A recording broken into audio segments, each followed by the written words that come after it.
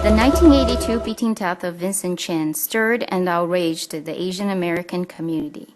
The two cases that arose from Chin's death and the legal wrangling at both the state and the federal court spurred Asian Americans to action, sprouting a civil rights movement that spread far beyond Michigan's borders.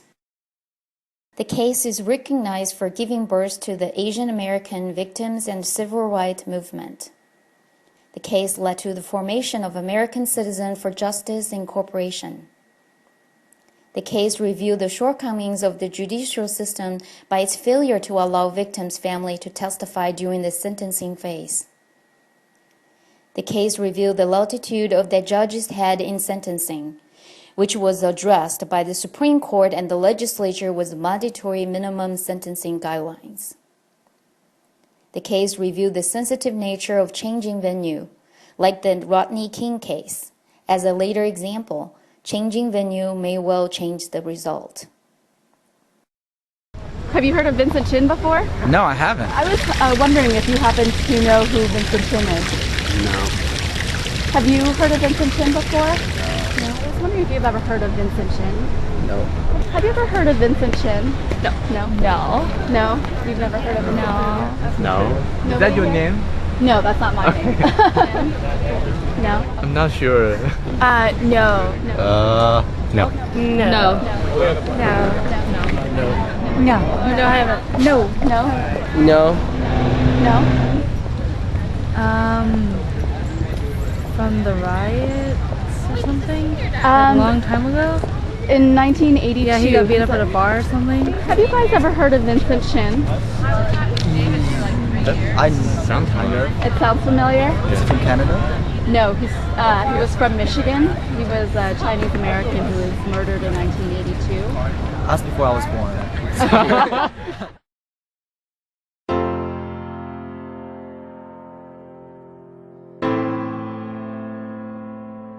There was a black and white photo of an Asian man, and you never saw Asian people in the Detroit Free Press, and I was so excited. But then as I read it, you know, I was really saddened that, you know, he had been killed. I just wanted to, like, bam, like punch a wall so hard because I just couldn't believe that something like that would happen. If there were more Asian Pacific Americans in places of power, I think that there could have been more support and there might have been a different reaction. They wouldn't have gotten away with murder, and that's basically what happened. They got away with murder. I mean, when else can you pick up a baseball bat, break open someone's head, and get a slap on the wrist? Many of the people who have power in America really just don't think Asian Americans count for anything. Frankly, I'd like to see Asian Americans get off their asses. Enough trying to like fit in and appease everybody. Before I'd heard about Vincent Chin, I didn't really have a social conscience about being Asian American. Before the Vincent Chin case, it's fair to say there weren't Asian Americans. For the waiters and the restaurant workers and the chefs and the laundry workers and the engineers and the scientists up until the 1980s, for them to come together and say we are standing up as Asian Americans, that had never happened before. What just came to your mind as you were thinking about Vincent Chin?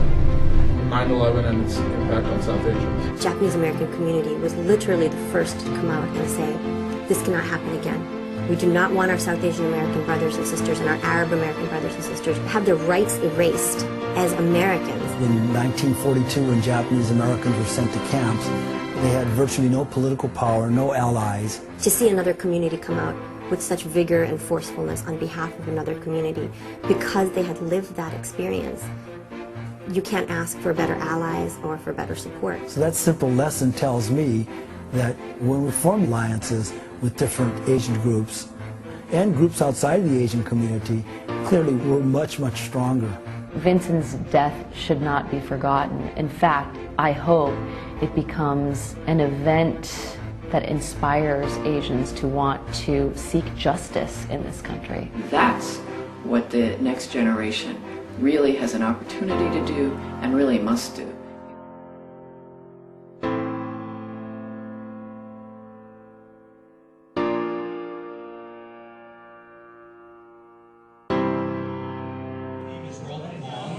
Co-chair along with Megon. Good morning. Co-chair. of this event.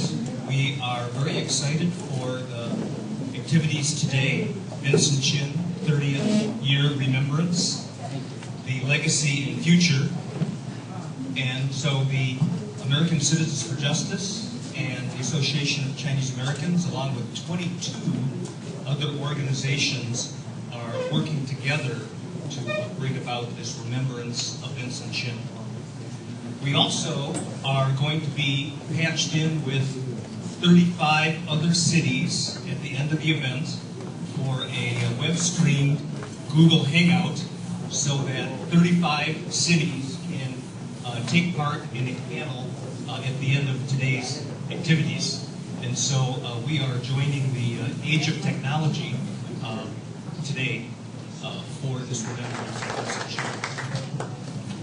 It's important to remember that Vincent Chin today would be 57 years old, but for the fact that 30 years ago today he died, a victim of a brutal baseball bat beating. It's important for us to remember Vincent for who he was as an individual, much like many of us in the community, hardworking, going to school, and looking forward to a marriage about a week later. That is really the quintessential tragedy of this case. It's also important to remember the coalition building that went on 30 years ago and continues today. And it's also important that we address the issues that arose back then, sentencing guidelines, victims' rights statement, the disparities in terms of the access to justice for the Asian American community and communities of color, and try to address those issues as they present themselves today. Today's problems of immigrant bashing, race baiting, and bullying. And it's important that we wrap up with current day's technology, address how we look at the case and address the media back then and how we do today. And come away with some actions in terms of how we lead the fight for civil rights for all people. And so that's what we hope to get accomplished today. And I'm very hopeful that we'll be successful with that. I should mention that donations are welcome at the front. If you want to donate, you can, if you're able to. I'd like to acknowledge that we have a lot of visitors here from out of town. I'd like them to stand up. We have 13 people from all over the Midwest that are with the Asian American Institute. They drove here all the way from Chicago. Would you like to stand up?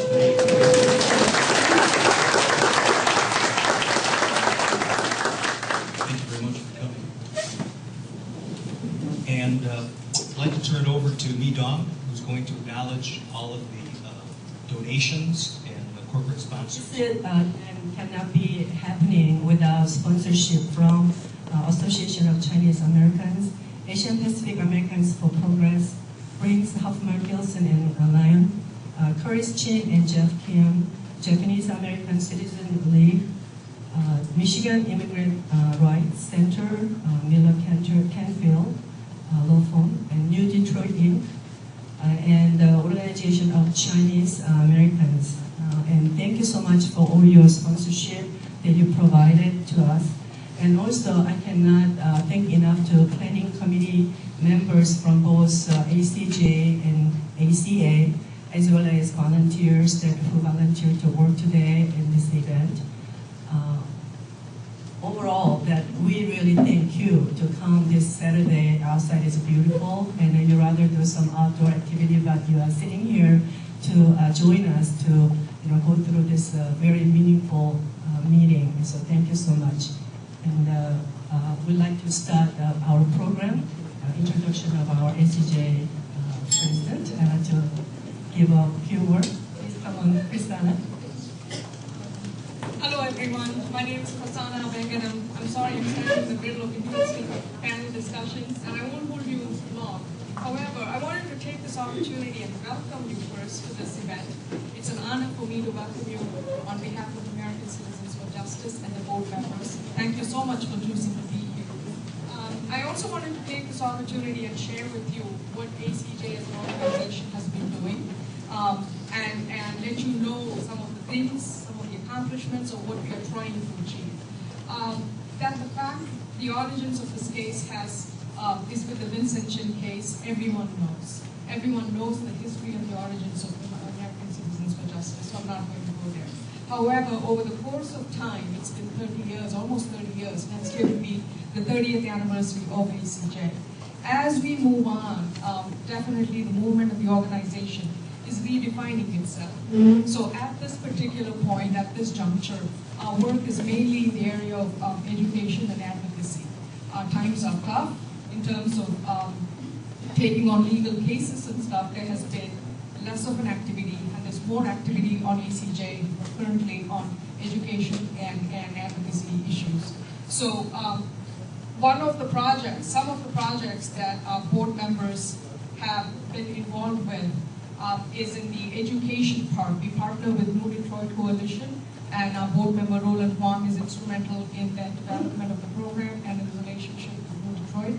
And we are happy to say we have contributed a lot in educating American society on what the Asian American history, issue, culture, and all those aspects. Our education is key to preventing injustices in the future. So we have been very busy in that arena. The second area is also the area of advocacy. More and more, the Asian American needs an advocacy on immigration. We first need the right to live here and the right to be accepted as citizens or get our citizenship. So to that effect, we have also been involved in citizenship initiatives. We have partnered with the Asian Pacific American Legal Center in California, and over the last 3 months, we were able to help 74 Asian Americans become citizens of the United States. So we take that with pride that we've helped some folks in their first step toward justice and toward freedom in the United States. We have different partnerships with Michigan Alliance for Hate Crimes, the American Arab Anti-Discrimination Committee, so we do still have a focus on hate crimes and making sure things like Vincent Chin's case don't happen again. However, I want to conclude on this note, especially because I see a lot of youth. I'm looking at the youth and the younger folks. My plea and my appeal is to not let the case of Vincent Chin become just a blur or a topic of justice. My esteemed colleagues here from the legal profession will discuss about the lack of justice and the legality of the whole thing. But I am just an activist. I'm a community activist. I'm a community advocate. My heart is in making sure Vincent Chin, the person, and Mrs. Lily Chin, the mother, are never forgotten. I really feel grateful to belong to this great organization that reminds me of the heroism of Vincent Chin. He stood up for himself. He stood up for his community. He fought till the end. To me, that is victory. To me, on a personal level, what he did in 1983 or 82, barely 2 decades after the Civil Rights Movement, he stood up for himself and he took the risk of what happened. That is not a reflection of Vincent Chin. That is a reflection of what the rest of the society was like at that time. So I will not let that incident define Vincent Chin or the tragedy of that.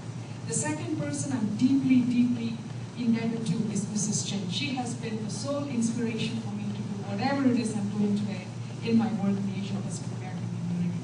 As a mother, I can relate to her. I am a mother. I can relate to her. And what that lady accomplished, she took on the American justice system. Hats off to her. Hats off to her. That's the spirit, that's a winning spirit to me. Whether justice was meted out or not, like I said, I'm not a lawyer. I can't debate with anyone on that. But as a mother, she did everything possible to find justice. Like her, I'm an immigrant. I'm a first-generation immigrant. It took me a long time to figure out takeouts and burgers and stuff. Right? It takes a long time to understand the system. And this mom took on not just the state level, the federal justice level. To me, what she's accomplished and what she has shown us in her pioneering spirit is heroism. And I try to inspire myself. So Mrs. Chin, if I have to tell you something, I will tell you that, ma'am, maybe we have not accomplished a whole lot on the scale of national recognition, but I want you to know you have inspired so many of us, like the Freemasons who built this nation. There are many of us who've been inspired by you are trying to transform not just the Asian American society, but the American society at large. And for that, we are extremely grateful to you. What a tremendous mother and what a tremendous son. So on that note, I want to welcome you all to this discussion and thank you so much for this opportunity. Before I end, I want to make sure that we recognize my esteemed board members. We have Roland Wong, he's our vice president. We have Mi Dong, she's a leader of the Korean American community. We have RC Jamino, she's from the, RC Jamino is from the Filipino American community and CAPA president. Mary Kamadoy, she is faithful, she's been there from the beginning of the movement. So Mary Kamadoy is our treasurer, and she has done a remarkable service for ACJ, and I really want to acknowledge her contribution.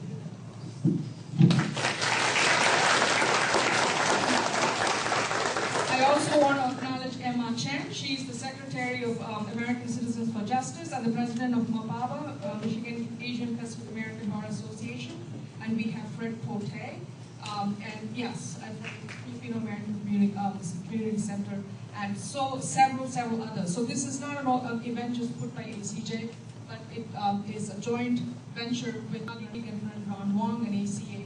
We're extremely thankful to them for partnering with us on this event and helping us do this. So thank you so much for your patience. We look forward for a wonderful event. Thank you so much for being here. Let's call on Ron Wong. And I also am honored to co-host this event. And, you know, this event fits into our long-term standing to support the social, economic, and political equality of Asian Americans. And we're especially happy to co-host this because this is our 40th anniversary. It's been 40 years since our board was formed. And in that period of time, 40 years ago, in those 40 years, original members had the foresight to know that we needed a national presence in order to make an impact on social justice. So because of that, we formed our national organization called they are headquartered in Washington, D.C. in their building. And in their growth, we have now 80 chapters throughout the United States. We have chapters in the city of Los Angeles, in San Francisco, in all the major cities, Chicago, we have it in New York, etc. And we have an unusual sort of structure in that organization. Each chapter is a member or a board member of that organization. And in such a board member, they have a vote in how the executive director and an organization in Washington, D.C., what advocacy roles they play in the heart of Washington. So that's a neat structure. It's sometimes very difficult to perform, but it does bring in a coalition, a national coalition together. Locally in Detroit, our organization is sort of founded on providing services. And in order to provide these services, we have established 3 centers within the Michigan area. We have a center in downtown Detroit called the Hannah House. It's right about 1.5 blocks west of Detroit Institute of Arts on Woodward Boulevard. We have a center in Canton, and that center is sort of in the heart of one of the fastest growing Asian communities in the state of Michigan. And we have here today, where we are today, the Chinese Community Center in Madison Heights. And with these 3 centers, we provide services that seem to impact the daily lives of people. That's our claim to fame. We know you can't celebrate each decade of Vincent Chin event or wait another 5 years like we did before when we did the 25th anniversary. We have to do things every day and get the awareness of our organization out to the community. And that's what we're very good at. We serve hot lunch, to our seniors at our downtown facility every day. We have hot lunch programs for their seniors here in this center. Our activities range from education to health to recreation to culture, and we even have a lot of fun recreational activities here for the people. And this is the purpose of this organization. And as you can see, I like to take a look. We have displays on the walls in most of the walls in this building. And this display was put together to track the history of the Chinese in the state of Michigan, its growth and its impact. And if you even go out to the front of the building, as you walk in to the left, there's a room there that houses many of the photographs from the world-renowned photographer Courtney Lee. It has pictures that depict many of the Asian movements throughout our history. And it was donated by General Motors to our facility here. And I remember the ex-president did something funny. She said, how can we display these pictures? She says, we have no frames for them. Well, needless to say, that president went back to General Motors. You got to frame these pictures before we can display them. So that was the effort of our organization many times. I welcome everybody here. I thank everybody for attending. I'm privileged to be honored to host this event, as I said, and I hope you guys have a good time here. Come back again and visit us in the future for our future activities. Thank you all again. Thank you, Ron. Next, I'd like to recognize Doug Wilkinson. Good morning. I'd like to also welcome all of you, Dean Frank Wu, all the way from California, Tam Hayashi, Senator Hopgood, and all of you activists and our good friends from Chicago and everywhere. So this is a really good morning for us to be here.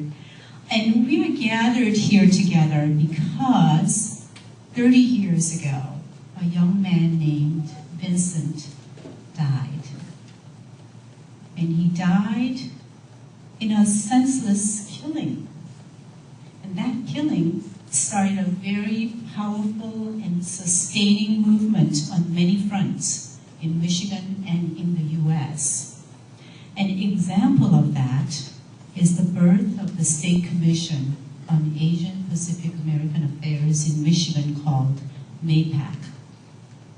In 2008, Representative Hunyong Hopgood, who is now senator and who is with us here, introduced the bill to create MAPAC. And it passed with bipartisan support, and Governor Granholm signed it into law. And MAPAC was born in 2009. And I feel honored to have been appointed by the governor to serve as its chair. And as you may remember, at the time of the killing of Vincent Chin, the U.S. auto industry was in a slump. Do you remember that? And the Japanese auto companies were blamed for it. Have things changed much since then, do you think? Yes and no. We find that there is some similarity in the public attitudes toward Asia and Asian Americans then and now. FBI, speaking of FBI, I just met Mr. Paul Harris, and I'd like to recognize him. Mr. Paul Harris, where are you? He's back there, and he's here actually to recruit you to be part of FBI. So if you are interested in a career in FBI, he's the man to talk to. Welcome. Well, FBI has released data that show a rise in hate crimes directed toward Asian Americans. In 2008, 3.4% of race-related hate crimes were targeted toward Asian Americans and Pacific Islanders. In 2009, it rose to 3.7%, 2010 to 5.1%. Here in Michigan, MAPAC stays vigilant about such hate crimes. We work closely with the Michigan Department of Civil Rights and the Governor's Office. And I would like to, at this time, recognize all the friends from the Michigan Department of Civil Rights. If you could just raise your hands, please. Thank you so much. John here will be one of the speakers later, and Mark Bishop back there is the man who is in charge of hate crime work. And then Mary is the liaison for all the commissions in the state of Michigan. When Governor Snyder took office 2 years ago, he declared that the immigrants play a critical role in revitalizing Michigan's economy. And he was serious about that and charged the Department of Civil Rights and MEDC, Michigan Economic Development Corporation, to start a new initiative called Global Michigan Initiative. He wants to see Michigan become a welcoming place for the immigrants to work, live, and play. And MAPAC is a proud partner in this initiative to bring the voices of the Asian Pacific Americans to the table. In honor of Vincent Chin's legacy, it's up to you to act so that nobody, and I repeat, nobody has to endure the gross injustice that Vincent and his family endured. And it's up to all of us to make sure that all immigrants who call Michigan our home feel safe and welcome, and to work and raise our precious children. And again, thank you so much for choosing to be here this morning, and thank you very much for having me here. Thank you. Thank you, sir. Good morning. At this time, I'd like to acknowledge that we have a Vincent Chin Memorial Scholarship through the generosity of Lily Chin. She endowed a scholarship in Vincent's name, and it is to be awarded to a law student who's dedicated to Asian American civil rights. And so if you are interested, please consider applying for the Vincent Chin Scholarship. Also, there are a host of proclamations that have been issued by various cities, including the city of Atlanta, Fremont, California, Philadelphia, San Francisco, Los Angeles, and Oakland County. Actually about a dozen cities have passed resolutions about Vincent Chin. So we should be proud that the legacy of Vincent Chin has been remembered. With that, I turn it over to me. We're going to start our first session, Vincent Chin, the man, his life, and death. So welcome. My name is Chelsea Susan Lagaray. I'm on the board here at the Association of Chinese Americans, and I'll be moderating the first panel. Immediately to my left is Miss Denise Egrim. She is one of Vincent Chin's childhood friends. Next to Denise is Miss Kathy Gee. She's also one of Vincent Chin's childhood friends. And at the far left is Mr. Jim Shimon. He's a solo practitioner, attorney at law. And he did not know Vincent growing up, but he was very involved in the case following Vincent Chin's death. So the first couple of questions are directed for Denise and Kathy. Please tell the audience how you both first met Vincent Chin. Hi. I met Vincent with a mutual friend, and we used to go to Golden Star. I think everybody's, I don't know if you're familiar with Golden Star. I'm seeing a lot of friends, so excuse me as I'm waving at everybody. So he was a waiter at the Golden Star, and he was a student at Lawrence Tech University. So we kind of, sit into the restaurant booth, and, we just kind of gather as friends, and we just talk. And what I found about Vincent, he was very personable. He had a great sense of humor, and he's just a delight to be around, because he was always so much fun. So. Hi, I met Vincent through a friend. Really, first time I met him was through a Chinese party. My sister was dating his best man. I used to see Vincent at the Golden Star. I was visiting my friends there, and also Vincent used to come to our house. He's a really friendly person. He's really outgoing. A really great personality. What is your best personal memory or story of Vincent? Vincent was a great friend, and what we had in common was comic books. We used to read Marvel comics. So we always had an exchange of, we read the next issue, we have a conversation. Then sometimes I go over to his house, his parents' house, and we would sit in his bedroom.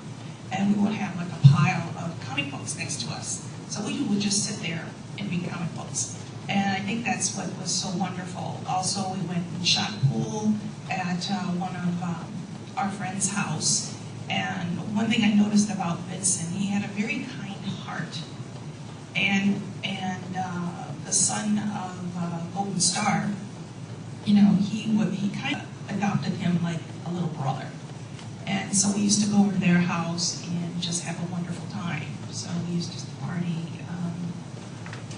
at Chinese parties, when the young groups come together, and, we used to have pool parties downtown in Chinatown. And, and then we used to do martial arts. But he was higher grade than me. But we had a great time.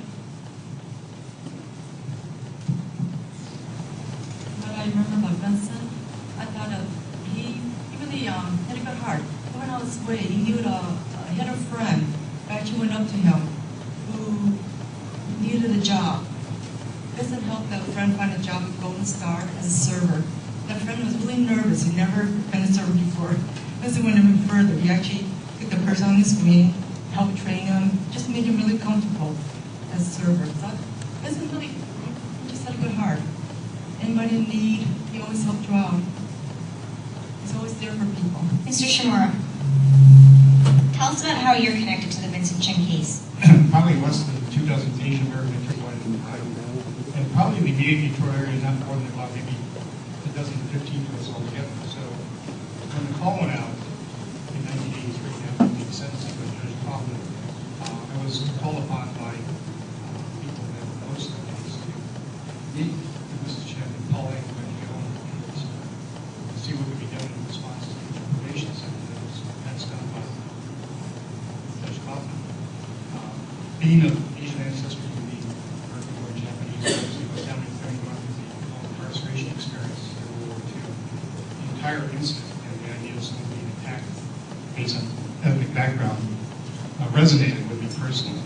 And I was fortunate to be part of the group that met that first night over in, I guess it was March of 1983 to be at Crystal. And that's really the roots of ACJ and the roots of the movement is really has kind of started then and has become sort of a rallying cry this very day for anti-Asian bashing and ethnic intimidation. Denise and Kathy, where were you when you first heard about what happened to Vincent? And what was your reaction?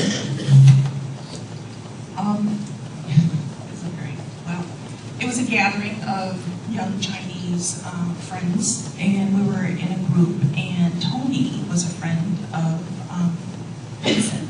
I may have the name wrong, but Chinese, and he comes running in, and he was very, very nervous. He was very agitated, and we're like, what's going on? What's going on? And he said, I went out with Vincent, we went to the bar, and he said, Vincent's in the hospital. And we're like, what are you talking about? Why is he in the hospital? And they were telling me that, the whole episode, him sitting at the bar, the guy comes up, picking on him, telling him that, you're the one that took the jobs away, and just mistakenly thought he was Japanese. And he goes, look, this is all by Tony. And he says, look, I am not Japanese, I'm Chinese, so just leave me alone. And the guy got really belligerent, and then, there was a fight, and he said that Vincent just said, oh, you know what, forget it, and he walked out. Then afterwards, the incident went, and then Tony, it was just really bizarre. Tony said, he said, come on, Vincent, because the guy was chasing him. And he said it was just like slow motion. And then he turned around and he saw the guy with the baseball bat and hit Vincent in the head. And we were all shocked. And then I went home, and my parents, my dad was a leader also in Chinatown, and I know all the merchants, and they had a gathering, they were talking. talking about this, and it just kind of escalated. But, you know, it was just really bizarre because he was a friend. You know, you never would think this would happen to someone you know, especially as a person like Vincent, you know, very kind-hearted, wouldn't hurt a fly. It was just really bizarre. It was just a really bizarre incident. And I'm going to point out my friend over here, Fong. She's also a mutual friend of Vincent, and we're the Chinatown kids. It's the best way of saying it. So, you know, she recollects a lot of this incident when this all happened in Chinatown.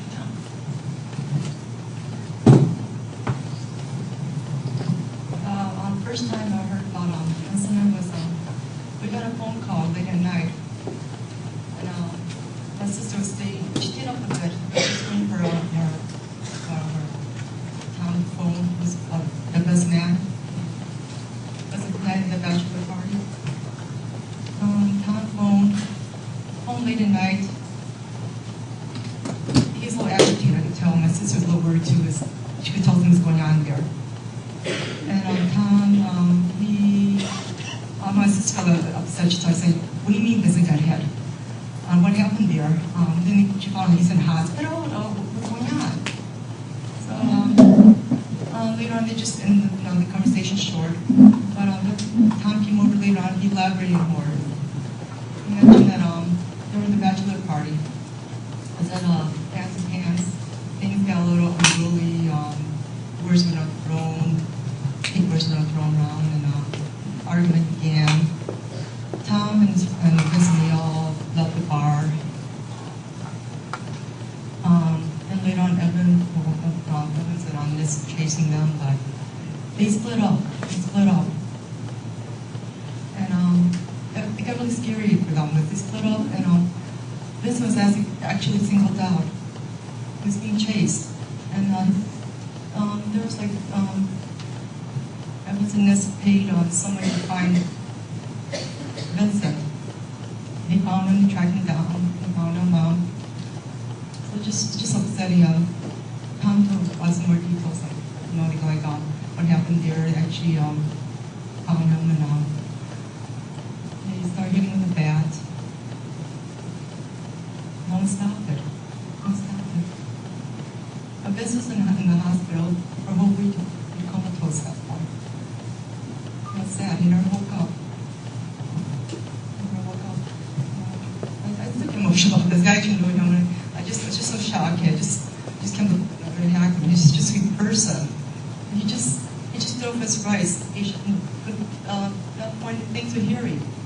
I had to watch my back too. I was thinking, well, I was Japanese. I didn't care about anything, and I didn't get jumped or anything.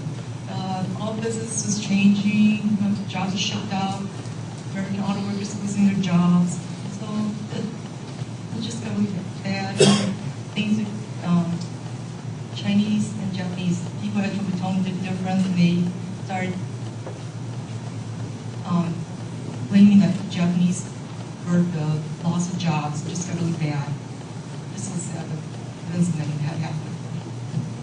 Mr. Shimura, did you work with any of Vincent's family in your advocacy, and if so, how did that influence your activism? The first time we had the meeting was the occasion I had to be introduced to Lily Chen, Vincent's mom. And again, being from an Asian ethnic background, I could relate at a very basic level as some of the issues she faced being entered into the U.S. In her case, I think it showed great courage. She was able to overcome a fairly minimal ability to speak English, yet she was able to press through TV, do interviews and all kinds of things to support the fight for justice. Over the years, I became fairly close to Mrs. Chen. She's almost like a grandmother figure to me over time. In fact, you might find this a bit amusing, but I was recently packing up some belongings, and there's a sweater. She actually hand knitted for me. It's a sort of a turquoise sweater made out of synthetic. It's not something you wear every day like that, but she went to great pains to have that, knitted by her for me. And to this day, actually, I don't know if you realize it, but the job she held for a number of years was working at a factory where they manufacture scrapers for cars. So one day I stopped by the house, she said, "You use scraper?" I said, "Sure." She gave me a couple scrapers. And to this day, I keep one at home in a very safe place as sort of a reminder of her all the time like that. But it's that personal connection and realizing the amount of courage it took for her to stand up and take on the entire United States justice system is inspirational. No matter what any of us did, it's only a tiny fraction of the amount of courage and effort it took for her to stand up and take the fight on like that. Unfortunately, to her dying day, this is something that's been totally empty. This is a chapter in Harvard life that never going to go. I've been some opportunity to have, wedding, grandkids, all the things you should go through in life as a mother, totally taken away from her. And yet, through all this, she was very philosophical and told us that no matter what happens, I want to make sure that you guys keep the fight going, so that no mother has to go through what I went through. And that's really been sort of the theme for many of us who work on it. And even though our lives go in different directions, we have kind of been scattered across the countryside. This is a sort of common bond that this ship always carried this very day as an inspiration. And for me, very personal, it's always with me. I don't think a day or week goes by where I don't think about all that's in what we went through. And this chapter is still unwritten, the last one, trying to get at least some compensation for the family. I don't know if you realize, but at this point in time, Evans has not paid a dime as far as the restitution goes. And despite efforts, there's been a lot of very clever things that avoid that. We're still hopeful. At least get something back. I think you're referencing was it a settlement in a civil lawsuit with Mrs. Chin against Evans? Yeah, against the state actually. But this has been paid, and that's not been the issue. But Evans is very clever, and for that reason, it's been virtually impossible to collect any money. We're still hopeful, but again, like anything else in life, we have to sort of trudge on. I think for all of us at this stage, I think the way we try to remember Mrs. Chin and the efforts to make sure that the group continues its efforts to be an advocacy organization. It retells a story so it's not forgotten. Unfortunately, and I'm sort of dating myself, but if you're 40 or below, age-wise, you're probably in grade school when this happened. If you're 30, it's not part of the existence you were even born with this. I hate to say it, you're probably part of that group just as a result of that. So, for many people, this thing is gone almost to a version of urban legend. It's important that people like us today who are actively involved in the movements and part of the original effort, tell the stories so that people understand a lot of effort, a lot of sacrifice went in, especially with this shit in order to bring public awareness to what is even in the state as far as things. Very important. Jim, in your opinion, what was the most critical point in the case or series of cases? I'm not sure there's one critical point. Obviously, the trigger mechanism for our effort was Judge Kaufman failing to force some jail time. I think Ken Yee, who was the first president of ACJ, put it best.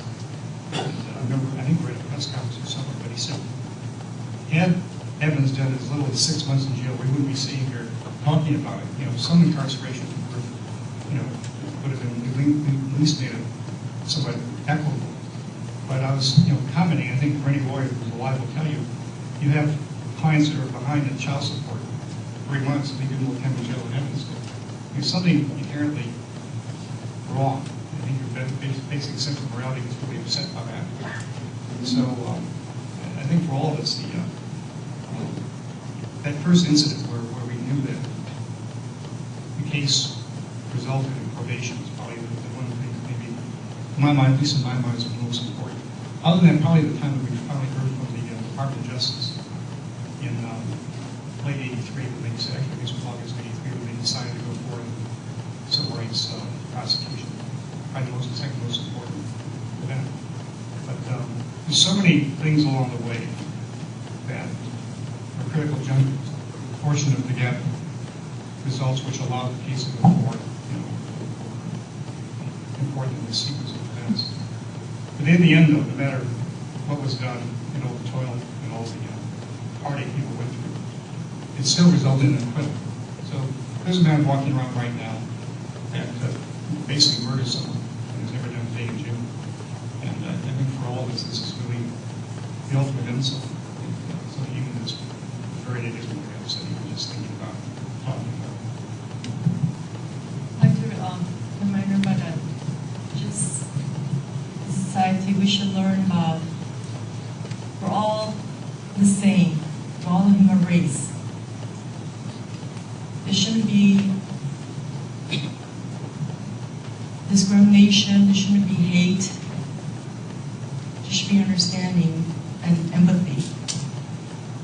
But the Vincent Chin case brings to light that he's a human being, no matter how horrific that incident was. Should never happen, but he's a human being. He's 27 years old. He has so much potential. He's about to get married. He just graduated. He's going to start a new life. It just, the whole thing doesn't make sense. Society should remember that we all are a human race. We're all human beings. Vincent is a human being.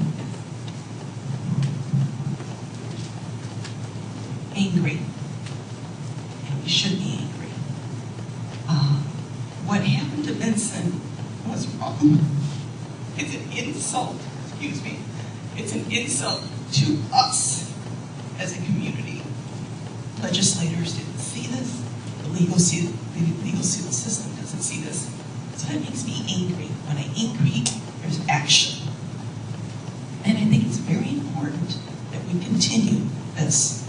And I commend, the organization that's here and what Roland is doing, what Jim's doing, ACA, all these Asian organizations, API, VOTE. We're talking about our rights. We are U.S. citizens. Even though we're foreign, we do pay taxes. I'm going to take this a little bit different slant on this. We need to band together. We need to put pressure on our legislators, locally and nationally. We're Asians. We donate and we contribute to our economy. And it's up to us, every individual of us, to remember that. So when there's injustice, when there's discrimination, we need to band together. Other ethnic organizations do this. Other ethnics do it, and they do it well. And we need to learn from them. And with them, we can have a stronger voice. And this incident with Vincent Chin, this tragedy that happened to Vincent Chin will not happen to your children, your grandchildren, your sisters, your brothers, your friends. Because unfortunately, we are living in a melting pot, and there will be discrimination. It's just the reality of it. But we need to speak up. My generation, we're not supposed to speak up. I used to drive my parents nuts because I was like, this is right and this is wrong. It's a platinum rule that I kind of live by, and everybody understands the platinum rule. But when it's right and wrong, speak up. Say something about this. And then seek out organizations. Contact Roland. Contact these organizations and say, this is what happened to me. I think API does a wonderful job in, ringing the bell, letting us know what is going on out there, banding us together, and fight the good fight. So we don't have to be insulted. There's a good example is this man didn't even pay for what he did. It was a crime. It was a murder. The question is why? So you know what? We're going to bring that attention to them. It was wrong. And maybe because the Asian community is a quiet community. You know what? We got to change that. We got to raise our voices. We need to be heard. So, anyway, thanks. In closing out the panel, Mr. Shimura, could you please tell us how Vincent Chin's case maybe affected your own personal practice in the law, or how the Vincent Chin case, as you see it, has affected the civil rights movement generally? I don't think there's any doubt over the last 30 years, the case has become the rallying cry for the whole issue of anti-Asian sentiment and Asian nation. I've had the opportunity over the years to do some travel. I'll speak in forums and do speeches. I know Will's done that for any member of this country in a year. And the one universal message that seems to resonate wherever we travel is that people know about the case. they understand the dynamic which drove the entire incident, which is the sort of phobia about Asians taking American jobs and threatening the other industry. And sort of going fast forward right now, I think we're going through another wave of that in terms of the politics. We're in a time where U.S. competitiveness, our economy is really in the tank. The target again, the cause is Asia, absolutely China this time rather than Japan. But really, the average American, they don't know the difference anyway. They kind of go out and melt all this into one giant pool, them, us versus them type of mentality. And even though you may not have these bashings of cars from Solidarity House or some of the more open rhetoric and I guess almost vicious attacks, the underlying politics has not changed. It's still there. And for that reason, it requires a much higher degree of sophistication to combat it. You have to keep the issue in the public forums so people understand it and they talk about it. And more importantly, each of us have to have a bit of dedication to keep the fight going. Unfortunately, I mean, this is not sound morbid, but many of the people who are very critical of the case are no longer with us. They've died over the years. And in that sense, it's people, the younger adults and people that are current generation who just kind of pick up the torch and keep running with it. The battle hasn't ended. It's just one chapter we have gone through. And I've said this before when on occasion I do go out and do talks nowadays. And in some ways, it's going to get worse because right now it's not just cars. The entire U.S. economy and our way of life is perceived to be being threatened by Asians, whether it's from South India or it's from China, and for that matter, even places like Southeast Asia. These are all emerging markets that can have a profound impact on the U.S. economy. And unless you maintain that vigilance and public education as to the real facts behind it, any of us, even at this point in time, in 2012, we easily be a target for this was 30 years ago. And that's sort of the message I think I would have to deliver and remind people to keep constantly in the back of their minds as they go forward. I'm not plugging APAC, okay, because I am the executive director. The Asia Pacific American Chamber of Commerce, we are really working for businesses. And I've been out there in Oakland County. I'm out there as just like a flag. I'm telling them that, and this is where I'm advocating. We contribute to this economy in Michigan. We pay our taxes. We buy goods.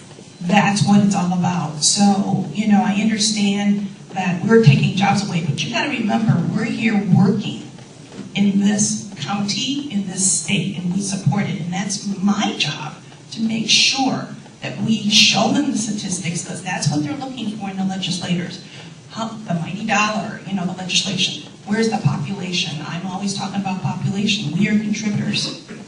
Okay? So, so we have to counteract that negative of us taking jobs away. Well, they know me. I go out there and I'm saying, no. We do studies, we show them, it's on our website, and hopefully everyone has it on their website, to really show that we do contribute. And we are workers. We're here to support the government here too. So, all right, off of my soapbox, thanks.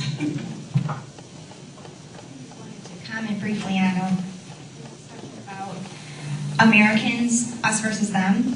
And I kind of just wanted to point out, and this is my opinion, and I'm sure some people share it in the back of their mind, Asian Americans are